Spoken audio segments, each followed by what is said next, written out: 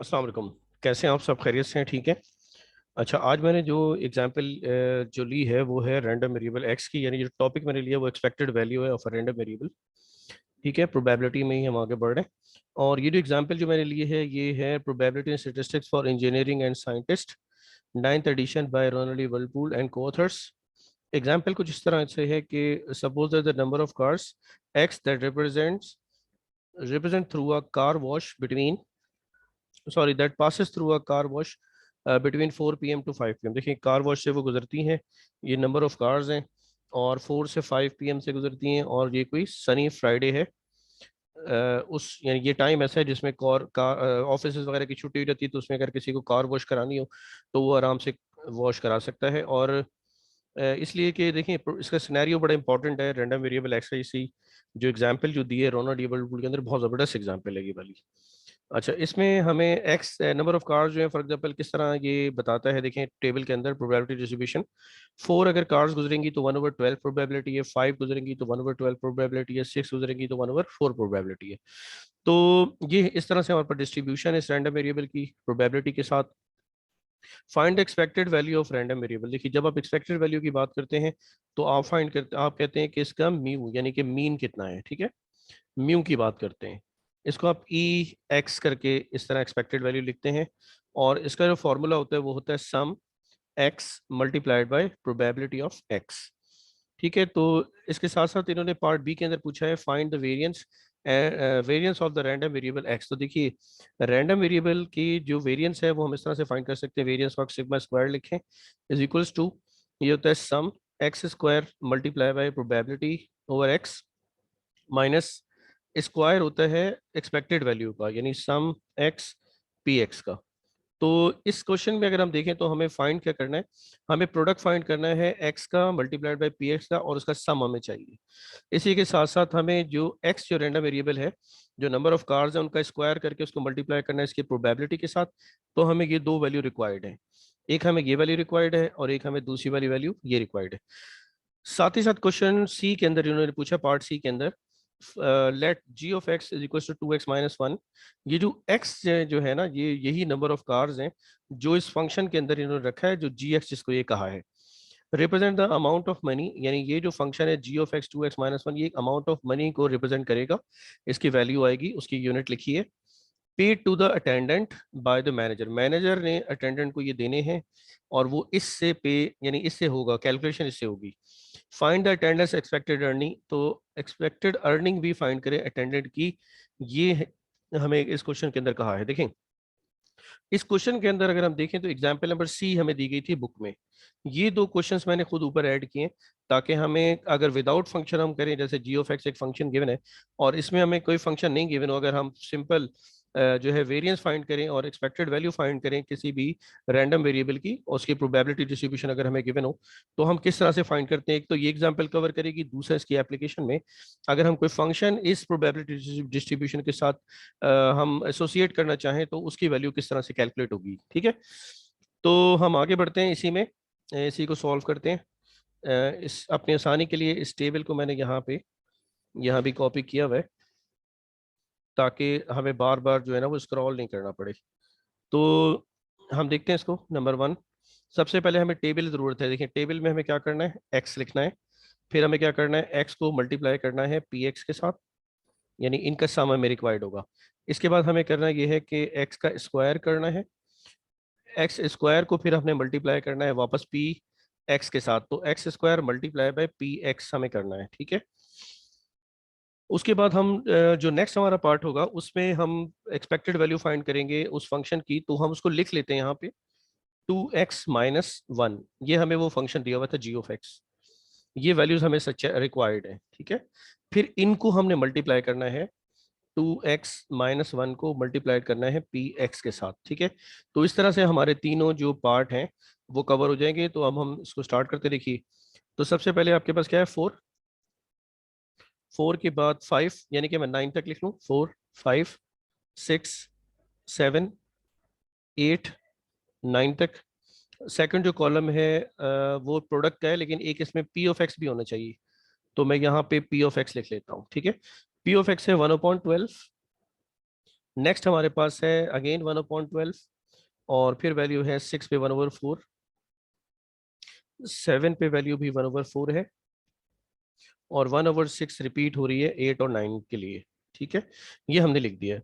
अब हमें इस वाले कॉलम के अंदर जो हमारा ये नेक्स्ट कॉलम है इसमें हमें प्रोडक्ट जरूरत है, तो हम इसका प्रोडक्ट करेंगे तो आप देखिए ये 4/12 हो जाएगा।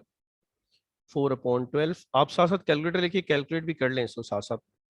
5/12, 6/4, 7/4, देखिए मैं प्रोडक्ट करता जा रहा हूँ उसको। 8/6, जब आप इसको डेसिमल में लिखेंगे ना तो फिर डेसिमल में आपको पता है कभी टर्मिनेटिंग नॉन टर्मिनेटिंग का इशू आता है, तो इसलिए बेहतर है कि आप इसको फ्रैक्शन में सारा लिख लें और आखिर में जाके कहीं पे आप इसको डेसिमल से अलग कर लें। अच्छा, इस कॉलम में हमें चाहिए एक्स स्क्वायर, तो देखिए 4 का स्क्वायर क्या हो जाएगा 16, 5 का हो जाएगा 25, 6 का 36, 7 का हो जाएगा 49, इसी तरह से 8 का हो जाएगा 64, 9 का हो जाएगा 81। अच्छा, अब हमें एक्स स्क्वायर को पी एक्स से मल्टीप्लाई करना है, तो सेम उसी तरह से आप लिख दीजिए। आपके पास है 16/12, ठीक है, और फिर आपके पास है 25/12, फिर आपके पास है 36/4, और अब आपके पास 49/4, और फिर आपके पास है 64/6, और फिर आपके पास वैल्यू है 81/6। ठीक है, अब देखिए आपको इनका सम चाहिए, sum X square P X required है आपको, और आपको यहाँ पे सम चाहिए एक्स पी एक्स का। ये जो सम एक्स पी एक्स का होगा ये तो हमारी एक्सपेक्टेड वैल्यू हो जाएगी, और ये हमें वेरिएंस कैलकुलेट करने के लिए यूज होगा एक्स स्क्वायर पी एक्स। ठीक है, अब आप देखिए 2x-1 भी साथ साथ कैलकुलेट कर लेते हैं, फिर एक साथ ही हम सारी कैलकुलेशन परफॉर्म करेंगे, ठीक है ना। तो 2x-1, देखिए हमने मल्टीप्लाई करना है इसको 2 से और उसमें से एक कम कर लेना है, ठीक है। तो 2 4 8, एक कम कर लें 7, 2 5 10, एक कम कर लें 9, 2 6 12, एक कम कर लें 11, ठीक है। 2 7 14, कम कर लें 13, 2 8 16, एक कम कर लें 15, 2 9 18, एक कम कर लें 17। तो ये हमने फाइंड कर ली इसकी वैल्यू। अब हमें इसको मल्टीप्लाई करना है किससे, फंक्शन के साथ, यानी इस फंक्शन को, यानी 2x-1 की वैल्यू को मल्टीप्लाई करना है पी ऑफ एक्स के साथ। तो देखिए पहली वैल्यू है 7, तो 7 को जब हम मल्टीप्लाई करें 12 से तो जाएगा 7/12। इसी तरह से अब आपके पास है 9, तो ये रहेगा 9/12। अब आपके पास है 11, तो ये मेरी वैल्यू है थर्ड, तो 11/4, ठीक है। इसी तरह से अब है 13, 13/4, और अब जो है वो है 15/6, और है 17/6, ठीक है। तो यहाँ से जो आप ये जो सम फाइंड करेंगे ना, सम 2x-1 multiplied by P x, ये है वो एक्सपेक्टेड अर्निंग उस अटेंडेंट की जो कि वहां जॉब करेगा और मैनेजर ने उसको पे करना है, ठीक है ना। तो अब हम जो है कैलकुलेशन परफॉर्म करेंगे कैलकुलेटर के ऊपर। तो अच्छा, एक चीज मैं समझाऊं कि ये जो एक्सपेक्टेड वैल्यू आप फंक्शन की फाइंड कर रहे हैं, जो अभी देखें, आप देखें दोनों में मैं आपको थोड़ा सा एक्सप्लेन, थोड़ा सा कंपेयर करके दिखाता हूँ। आप एक्स पी एक्स कर रहे थे ना एक्सपेक्टेड वैल्यू के लिए, अब आप देखिए आपको फंक्शन गिवन है यहाँ पे, फंक्शन के साथ फंक्शन का आपने ये एक ढूंढ लिए सारी वैल्यूज, और इसको आपने मल्टीप्लाई कर दिया पी एक्स के साथ, ठीक है। तो फिर ये एक्सपेक्टेड वैल्यू आई है, आपने देखा कि वहाँ एक्स था, इसलिए ये सिंपल आपने एक्स से मल्टीप्लाई किया, आपके क्योंकि फंक्शन है तो फंक्शन को आप उसकी प्रोबेबिलिटीज के साथ मल्टीप्लाई कर देंगे, ठीक है। तो हमें अब एडिशन करनी है इनकी सबकी, तो हम इनको ऐड कर लेते हैं 1 बाय 1, ठीक है। तो कैलकुलेटर से इनको ऐड कर लेते हैं। अच्छा, थोड़ा सा टाइम टेकिंग है ये, तो आप अगर साथ साथ काम करते रहेंगे ना तो आप इसमें इन्वॉल्व रहेंगे और आपकी कैलकुलेशन आपको ये इसमें अच्छा लगेगा काम करने के अंदर, ठीक है। तो देखिए पहली वैल्यू हमारी है 4/12, इंशाल्लाह हो जाएगा जल्दी 4/12, और दूसरी वैल्यू 5/12, 5/12, उसके बाद 6/12, तो 6/4, देखते रहिए क्योंकि कैलकुलेशन देखें जब हम परफॉर्म करते हैं तो उसमें बस कोशिश ये करें कि आप आराम आराम से, जब स्लो स्लो काम करेंगे तो उस काम आपका अच्छा होगा, ठीक है। 7/4 के बाद, एक मिनट रुके, देखिए वहाँ पे मिस्टेक हो रही है, इसको आप इरेज कर दें, वो उसके भी अपॉन में चला गया था। तो ये कितना था हमारे पास, 6/4 के बाद 7/4, 7/4 के बाद हमारे पास है, यहाँ लिखेंगे प्लस, प्लस के बाद हमारे पास है 8/4, 8/4। नेक्स्ट हमारे पास है, प्लस करेंगे 8/4, 8/6 है, 8/6 है। तो ये जो छोटी छोटी मिस्टेक्स होती है ना, तो ये कैलकुलेशन पूरी खराब कर देती हैं, तो आप इस चीज़ का बड़ा ख्याल रखिएगा ताकि कैलकुलेशन सही हो। 9/6, 9/6, ठीक है। तो ये अब आप इसको इक्वल प्रेस कर ले तो ये आपके पास वैल्यू आ जाएगी 41/6, और इसको हम अब डेसिमल में कर लेते हैं, तो ये वैल्यू हमारी कितनी है, 6.833। तो ये वैल्यू हमारे पास आ रही है 6.833। देखिए ये हमारे पास आई है expected value of random variable, जिसको आप क्या लिखते हैं, म्यू इज इक्वल्स टू 6.833, ठीक है। ये हमारे पास पहली वैल्यू आ गई, ये ए का आंसर आ गया आपका। सारे आंसर हमारे इसी टेबल से आने। अब चलते हैं, हमें क्या चाहिए, हमें चाहिए इसका भी सम चाहिए ना, तो इसका सम फाइंड कर लेते हैं। तो दोबारा कैलकुलेटर से लिखते हैं, प्रीवियस डेटा को क्लियर कर देते हैं और यहाँ पे इसको रखते हैं, ठीक है। तो 16/12, देखिए मैं आपको बता सकता था कि जो फंक्शन की जो वैल्यू है मैंने कैलकुलेट कर लिया और वैल्यू ये आ रही है, ठीक है ना। तो वो ठीक है, वो भी सही है, लेकिन अच्छा है कि एक साथ साथ कैलकुलेशन भी परफॉर्म हो जाए। तो फिर आप भी साथ साथ करते रहेंगे। 36/4, इसमें हमारा 36/4 के बाद है 49/4, 49/4। नेक्स्ट हमारे पास है 64/6, 64/6। फिर वैल्यू हमारे पास है 81/6, तो 81/6, ठीक है। इक्वल प्रेस करते हैं, तो हमारे पास वैल्यू आ रही है डेसिमल में 48.33। तो ये वैल्यू आई है 48.33, 48.33, ठीक है। अच्छा, अब जो वैल्यू हमारे पास ये आई है, हम इनको, हमें चाहिए एक्सपेक्टेड वैल्यू 48.833, ठीक है, 48.833, 8.833, ठीक है। अब हमें चाहिए थी वेरिएंस, तो ये पार्ट बी है वेरिएंस के लिए।